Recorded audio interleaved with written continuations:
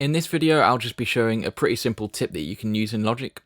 This is another thing that is by no means essential. It's not going to change the way the music actually sounds. It's just purely for yourself and for your organization. And that is adding icons to your tracks.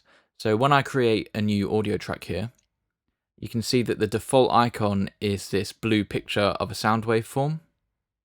Now you might not care about that, and if I'm recording a quick something with only one or two tracks, I don't really care. But if you're recording something with a lot of different tracks, different instruments, having different icons for your tracks might be useful. So the way that you change an icon is by right-clicking on the existing one, and that brings up all these options here. So you've got drums, percussion, bass, guitar, and so on. And all you do is click on which one you want, and that changes the icon. And you might want to rename it as well. So you could stick other tracks in here and do the same thing. So I'll stick in a few more.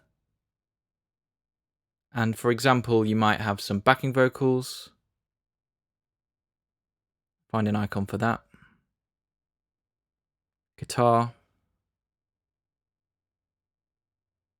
And you get the idea. And bass to finish.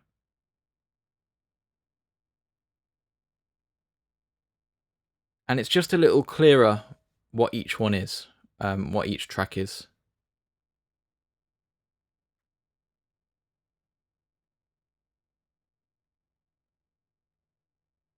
Here's one I made earlier. It's just clearer what the different instruments are. And it really doesn't take long to do either.